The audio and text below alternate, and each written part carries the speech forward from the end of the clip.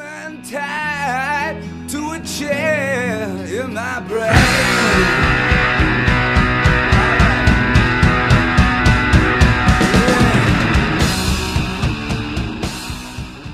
Welcome to another edition of the NMAC Monster Project Podcast. I'm Jon the Crucial. With me, as always, is my good friend Jake. Hello. All right. I can't believe it's been 2 weeks already. Yeah. I really can't. Quick. Wow. I didn't do a whole lot. Me neither, buddy. It's okay. Oh God. It's okay. All right. So NMAC Monster News Volume 2's out. Yes. And we are slowly but surely rolling out the online version. We have a downloadable version already up for everything at once, if you want, in PDF form. But we're slowly going to start adding the stories to the site. I think there's 4 up by last count. Mm-hmm. Yeah, there's should be 4 or 5. I think what was the latest one? Must Love Dogs, or I think that was the last one that I had seen. Yeah. Must Love Dogs. Yeah, I just checked this morning as I got up because I saw a message from Penny. So yeah, that's pretty much all the Enigmatic Monster news. Site updates will continue as normal, except for mine because my computer is still MIA. Yeah, that's out of commission. That's anyways. Poor guy, man. Anyways, so yeah, that's it for Enigmatic Monster news. Jake, what's up with you? Well, actually, I was gonna add. We have a schedule now for Volume 3, which will be coming out. We're estimating for September, early October. So, good length of time. A lot of time to get it set up. Basically, have 4 different stages to go through to set this up, and we have about a month to do each, which is pretty adequate. Yeah. So, looking forward to that, and I think that's about it as far as Enigmatic Monster. So, life? Life has been pretty normal. It's been a pretty average couple of weeks. Like I said before, my computer is still... It is officially now broken. It cannot be fixed. They are going to try and save the hard drive. As I told you before, off podcast, they asked me, is there any important files on this hard drive that I already told them I'd had for about 4 years that you would like to save? And I'm like, oh yeah, all of them. If you could try. It's really a dumb question. I don't know why you would ask that. Like as soon as someone says yes, save my hard drive, I don't know why you would ask if there are any specific files. Like the whole thing. Like, I don't care if I lose pictures, but I mean, there's an awful lot of files. Yeah, I can't really say like, hey, save InDesign. Like, save it all. Save it all. I like that. So when I get a new computer, I can just sort of transfer as much as possible on there. And makes sense. Yeah, I've just been working. I am now way past the point of saving money for the apartment. I'm a fair amount away from that, so I'm happy about that. Even like spending money now, I'm still pretty far ahead. So I'm not worried about buying a new computer, paying for the repair costs. I'm not rich by any stretch of the means, but yeah, that's it. That's about it. I did get some word back from my buddy there about the apartment. Okay. About the place. Finally. It's been like 6 months. It's gonna be a lot longer. He just found out about a week and a half, 2 weeks ago, that I guess over the winter they turned off the power and stuff like that because nobody was living there, which is understandable. But I guess because it's been so cold, a lot of pipes burst, and there's a lot of flood damage. And now it's basically a gut and remodel, which is going to take even longer. So I'm not really sure if that one's even, like, the best option anymore.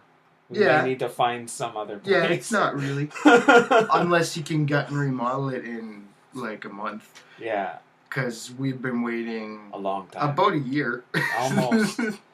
Yeah, we should just. We last got word 6 months ago that he was trying to get the zoning permits or something. Yeah, because there had been a lien God. put on it by another family member, because that's what family does, apparently. They fuck you over. Yep. Yeah, so we should probably start looking at local classifieds. I'm glad I wrote that on a to-do list, too. Yeah. I was like, just in case, start looking for local other places.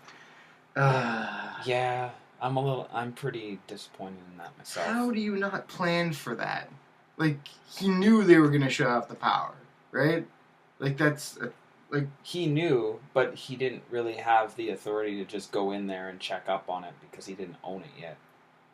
Then how the hell has he been fixing it if he doesn't own it? Like, no, he hasn't been fixing. He's I thought waiting that's for the whole fucking point.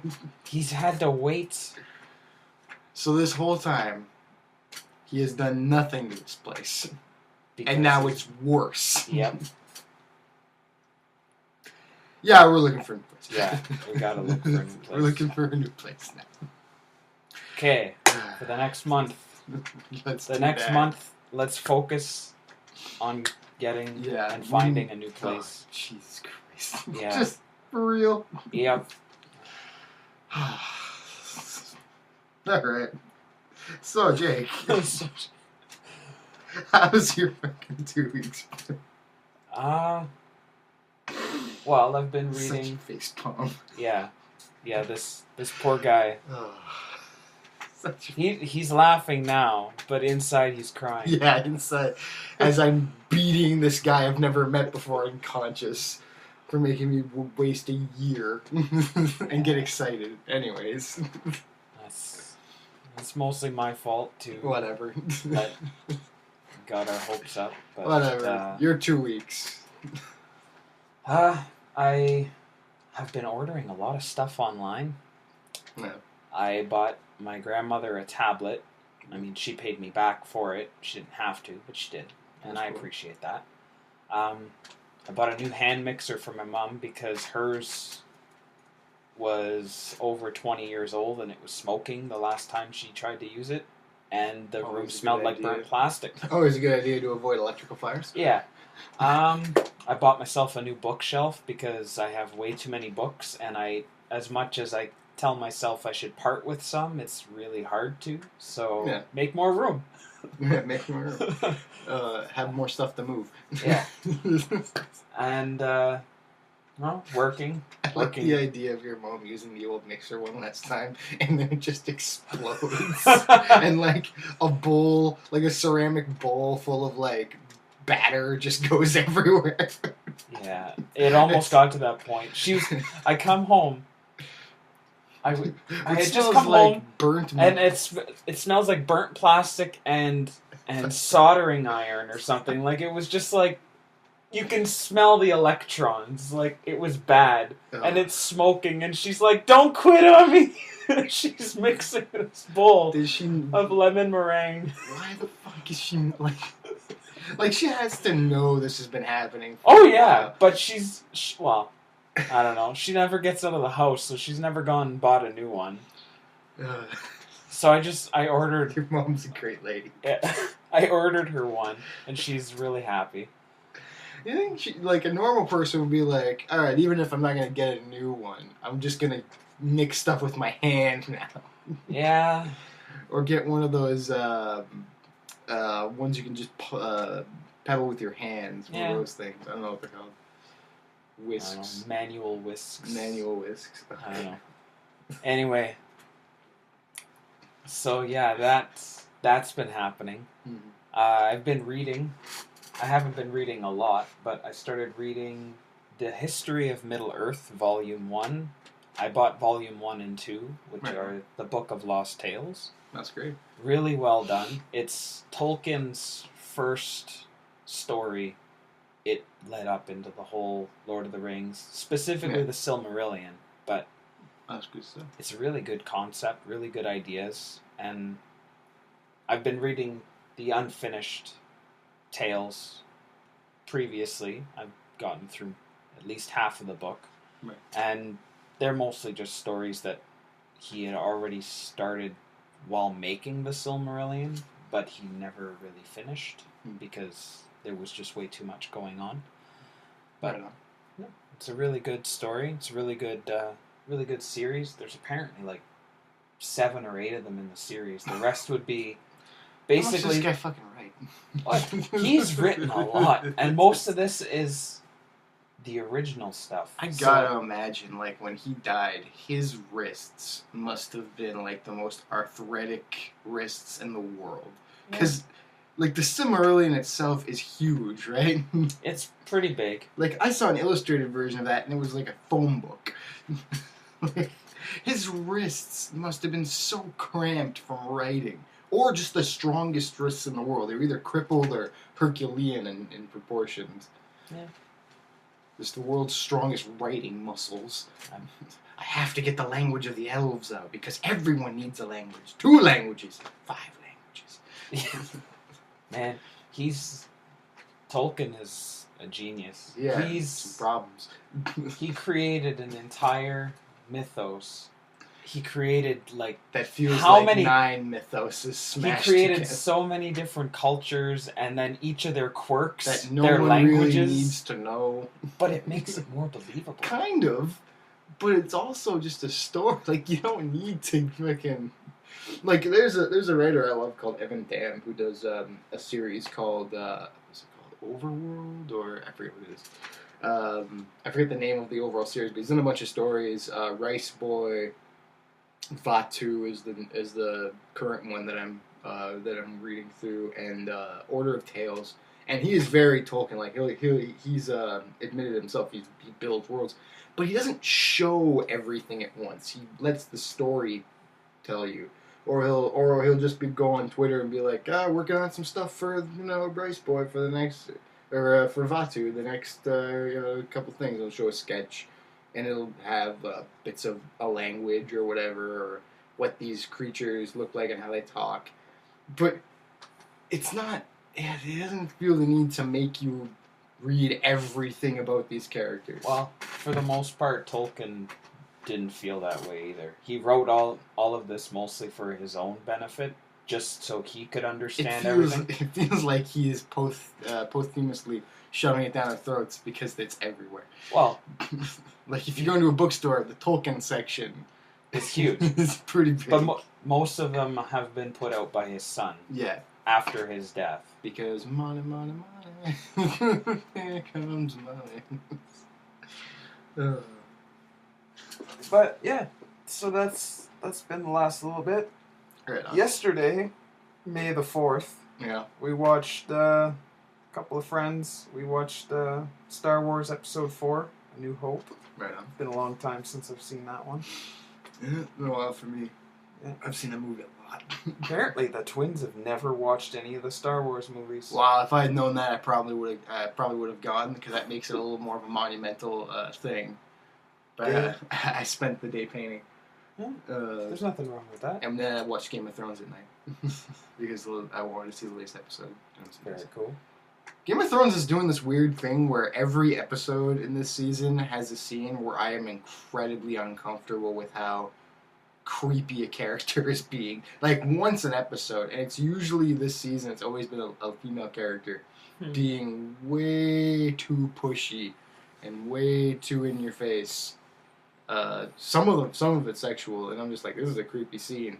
And I actually found out that in the Game of Thrones books, there's not as much sex scenes and stuff of that nature, sexual scenes, as the show implies. The show is heavily influenced by HBO. HBO wants titties and nakedness and blood every couple of seconds. There's a lot of implied sexual encounters. In the books, it's implied, and there's actually a scene that I think doesn't exist in the book. I found out in the later season. I'm not gonna say what it is because it's a spoiler. Even though it's not in the book, it's still a spoiler for the show. But it's really unnecessary. And when I found out it wasn't in there, I was like, wow, I'm actually kind of mad that it's in there, because it's very sexist and doesn't need to be there. It served no purpose other than look at this shocking thing that's happening. And I was just like, that's fucking pointless. Yeah. It seems very quiet. Yeah. It's very quiet in Oh, yeah. It's just a room. It's just the two of us. There's no Christina in the background playing on the phone. here. Yeah. Yeah, for the last, 6 or 7 episodes at least? Well, I'm pretty sure Christina's been there for the majority of them. Yeah. She never wants to talk. Oh, yeah. It's It's our podcast. And she's shy. She's very shy. Yeah, I think that's about it. I guess because my computer's gone, I've just been rereading everything I get my hands on. Old comics on my parents' computer. I've just been reading old web comics. I like I said, I read through Rice Boy again, and I love that story because it's so weird. It's Evan Dam's first. I think I'm saying his name right. It might be Tom, because it's Dahm. I don't know how to say it or not. I've never heard anyone say Dom. it. Dom or Dam. It's his first attempt at writing anything and putting it online, essentially, and it's crazy. There is a race of creatures called, I think they're the Formless, and the only way they can communicate is they have this weird formless head. They take a knife and they cut off the portion of it, and then there's a face, and then they can talk to you. Yeah, I don't get it either. None of his creatures, there's no humanoids in his stories. All the creatures, or there's no humans. All the creatures are humanoids. They're kind of like humans, but some of them just look like animals. Some of them look completely alien, which I like the most. I like when they just don't make any sense. There are lizard people. Right now, Vatu, he just invents stuff off the fly, and it's very much a story of a character taken from their homeland into the civilized world, essentially. Sata, Sahta, Sata, which is the civilized world.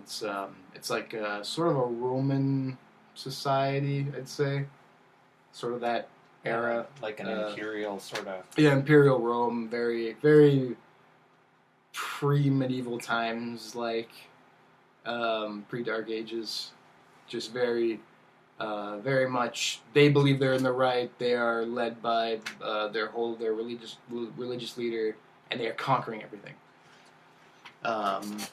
And some people don't fucking like that because they're kind of assholes. Like when they first show up, they call the main characters tribe fluters, which is their term for people who live in that area, the Flute Lands, which is sort of like an expansive, grassy sort of area with a long river flowing through it, a very long river, and which they call the spine of the world, and they have no idea what that means because they've never heard that word before because they don't have a word for themselves. They distinguish between each other by those who have marks and those who do not have marks. That's what separates people, and the color of their markings. And the main character, Vatu's tribe, is marked in white on their heads. And yeah, it's a weird story, and it's probably one of my favorites. I look forward to every new one. I can't wait to read the new one today when it's published. Cool. You should post a link. Oh well. I may want to read this. It's good. Sounds good. It's good, and there's lots. There's, like I said, there's Rice Boy, then there's Order of Tales, and then there's Vatu. That's chronologically how they came out. That's not chronologically in the story how they happen. So it's not. I think Order of Tales is last. It's kind of hard because Vatu, I think, takes place not at the beginning, but like sort of a third of the way through that timeline. Rice Boy, I think, is in the middle. It's a weird, because then there's side stories that are only like 8 or 9 pages long that they sort of mess with everything. Okay. It's interesting. And that's about it. That's all I've been doing. That's all you've been doing. Yep. I think that's about it. I think that's it. That covers it. This week's Animatic Monster Project podcast. I'll see you in 2 weeks, guys. Keep it monstrous. Yeah. Take it easy. Demon tied to a chair in my brain.